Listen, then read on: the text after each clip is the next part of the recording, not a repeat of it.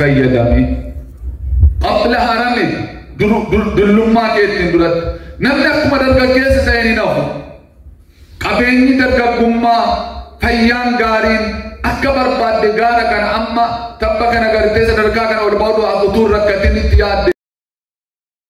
Bismillahirrahmanirrahim. Alhamdulillahi rabbil alamin. Assalatu wassalam ala ashrafil anbiya'i wal mursalin. Wa ba'd. Assalamu alaikum warahmatullahi wabarakatuh. Guyyaa narraa guyyaa eebba kitaaba keenya obboleessa Mustafaa Injiinar Mustafaa Abittiiti. Kitaaba yeroon addunyaaf jedhu kan nu qopheessanii hiikaa yeroo bu'uurri yeroo maalii yeroon yoom jijjiirama yeroon riqicha jireenyati gara jabeettiidha yeroon kennaa lubbuu qabeenya hundaati yeroon akka qilleensaati yeroon akkuma galaanaati yeroon Zaalii Abdullatiif Fatoonaan jedhanii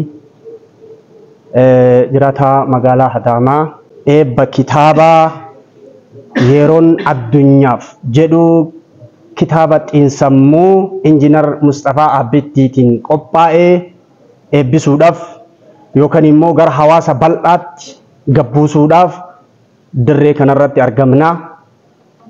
Warra asitti argam baga nagahaan dhufta kitaabicha kana eebbifnee gara ummata dubbisee itti fayyadamuu danda'utti gaggeessurra jirra. Injiinar Mustafaa Abittii kitaaba yeroon addunyaaf jedhu kan nu gumaacheen galatoomii ulfaadhu jennaani beekumsi kee itti haafufu jennaani isinis qaamonni garagaraa warri dhuftanii asitti argamtan hawaasni bal'aan biyyaa akkasumas bulchitoonni gandootarra jiran bulchitoonni magaalaa aanaa fi godinarraa dhufan akkasuma kabajamtoonni magaalaa Adaamaa abbaan qabeenyaa akkasumas warroonni aangoo dhuftanii bakka kana jirtan galatooma ulfaadha jechuun barbaada. Eebba yeroon addunyaaf kan jedhu Injiinar Mustafaa Abittiitiin kan barreeffame isa kana gara hawaasaatii fi jaalattoota isaa firoottan isaatiin gara dhalootatti akka dabaruuf Injiinar Mustafaadhaan kan barreeffame. Ramadaan Abdurrahmaan jedhanii koree eebba kitaaba kanaati. Akkuma isin jalqaba kaaftan sagantaan har'aa guyyaa eebba kitaabaati. Eebba kitaaba mata dureen isaa yeroo addunyaaf jedhu kan obboleessa keenya Injiinar Mustafaa Abittiitiin barraa'e. Guyyaa har'aa iddoon itti argamnullee magaalaa Adaamaa galma sinimaa Marwuritti barreessonni kitaaba hayyootiin garagaraa ustaazonni namoonni hedduun sagantaa kanarratti argaman Injiinar Mustafaa Abittiitiin asumaan baga gammaddee baga guyyaa kanarra bisi gahe. Ammas kun jalqabbii milkaa'inaa siif haa ta'u kana caalas wantoota baay'ee uummata kanaaf nama hojjetu rabbi isaa taasisanii. Kamal Turaa jedhama. Eebba kitaaba obboleessi keenya Injiinar Mustafaa Abittiitiin barreesse kitaaba yeroon addunyaaf jedhu akkaan barbaachisaa ta'e eebba isaatis namoonni hedduu magaalaa Adaamaa keessatti akkasumas akkuma biyyattiitillee kitaaba eeggamaa jiru eebbisiisuuf as magaalaa Adaamaa keessatti argamne. Kitaabni immoo akkaan barbaachisaadha. Mee kitaabichallee harka keessan irratti argaa jira. Kitaabni kun yoo ilaaltanii humni isa keessa jiru humna addunyaa irratti wanta baay'ee qaalii ta'e of keessaa qaba. Kitaabichi kun fuula meeqanii gabaabsanii kan isaan ibsuuf yaalan? Kitaabichi akkuma isin jettanii kitaaba baay'ee humna qabu. Jalqaba isaa akkuma argamu yeroon addunyaaf jedhaadha. Yeroon immoo namoota hedduu birattis baay'ee waan fudhatama qabuu fi waan yoo itti hojjetame jijjiiramu fiduudha. Ilmi namaa gaafa hojjete jalqaba irratti sammuu isaa irratti jedhan erga sammuun isaa hojjete booda lammaffaa irratti yeroo isaatti fayyadamuudha jedhanii. Kanaaf qabiyyeen kitaabicha keessa jirus baay'ee kan namatti toludha.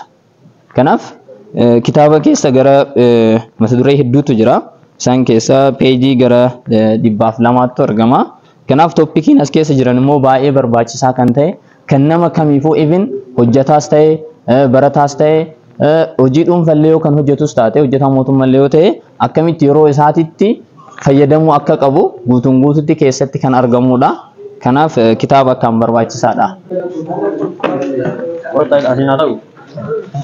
Akkam jirtu? Nagaa keessanii? Har'aa iddoo kanatti sin argee duddubbee keessan immoo eebba kitaabaa jedha. Mee eebbi kitaabaa kun maal iddoon itti argamu kun immoo eessa? Sababa maaliif dhuftan? Waan tokko lama. Galatoomii. Hayyee. Maqaan koo Zubeer Siraaj jedhama. Hayyee. Kan inni dhufe Arsii Yuunivarsiitii irraa kolleejjii fayyaa Arsii Yuunivarsiitii. akkuma dura jette sagantaa eebbaa qabna. Sagantaan eebbaas akkuma baanarii kanarratti agartanitti sagantaa eebba kitaaba qabeenya guddaa keenya kan ta'e yeroon addunyaaf kan jedhu isarratti argamaa jirra.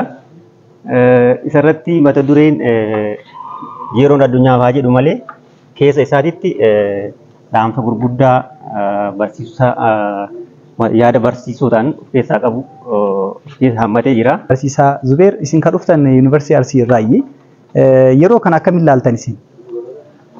Okay, yeroo jechuun addunyaa biratti qabeenya oliiti.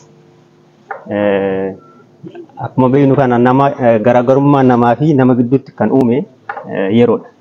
Isa kaan qabaataa, isa kaan giddu galeessa, isa kaan immoo fiigee kan harkaa gara afaanitti itti waa funaannatu garaagarummaa kanaa kan uume yeroodha jechuudha.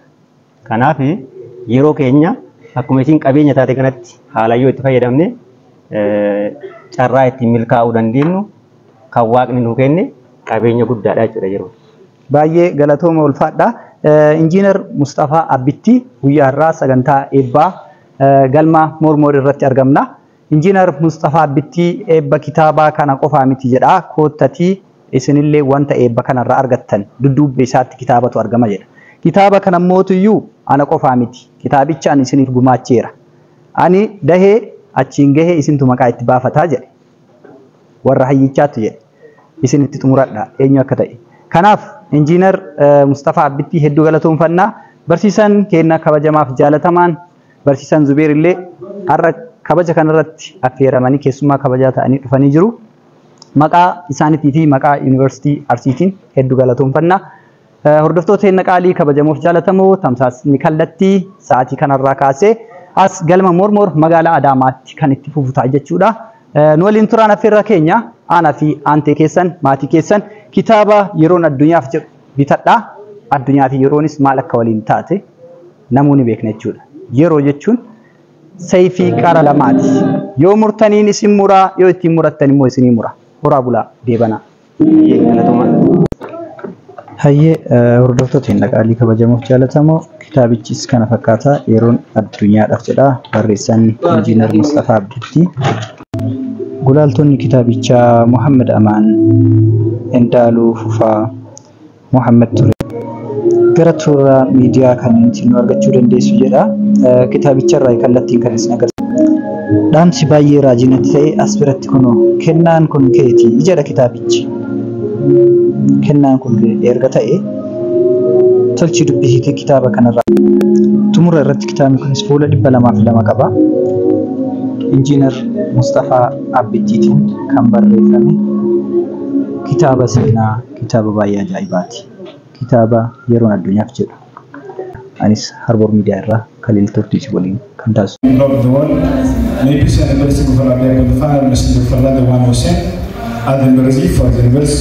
Muhammad and the right family and his companions and all follows. His food is the Thursday of judgment. First of all, I would like to welcome all of you. Please Islam greeting God's paradise. Assalamu alaikum wa rahmatullahi wa barakatuh. Assalamu alaikum wa rahmatullahi wa barakatuh. MashaAllah, ila idani. Ani wasa asiyah kisagal kosi sesagal kita namanya. Marwafu amalnya dari Assalamu alaikum wa rahmatullahi wa barakatuh. Waan biraa waan addaanne jechuu baafeegaa istaabadhee ija keessan akkanatti ilaalee gammachuunatti dhaga'an ibsa yoo dhigan egaa ammaan gaa waan hedduu ustaazonni illee dubbatanii jiranii. Akkasumas amirri jama'aas waltajjii irratti ni barbaadamtanii namoonni baasnaa kitaabni ashagame yoo dhume kan ashagame kennuu ni danda'ama.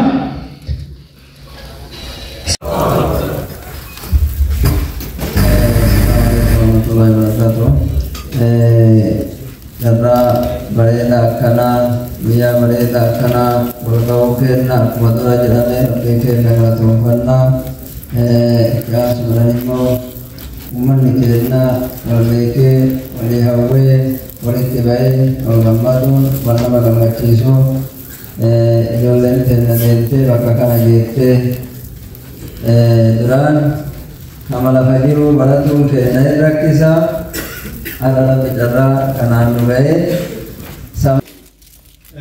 yeroo akkamitti itti fayyadamaa jira kajedhu dhukkuba nama hundaa waanuma fedhe isaa ta'u dhukkuba keenya kana laalee yookaan barreessaa yookaan dubbisaa kajedhu waan lawaa sadii lafa kaa'ee dhukkuba keenya dubbata. Kanaaf rabbi fayyaa isaa kennu umrii isaa kaayuu haqa isaan geettu inni kanaa olii ammallee rabbi isaa dubbisu uummanni as dhufe kun hundi mallaqa isaa kennee humaa isaan godhu. Wanni uummanni fuudhaa kana kennu qabu. Harbour Media Network kutaa lammaffaan itti fufa hanga xumuraatti waan waliin taataniif galatoomaa waraabulaa deebanaa.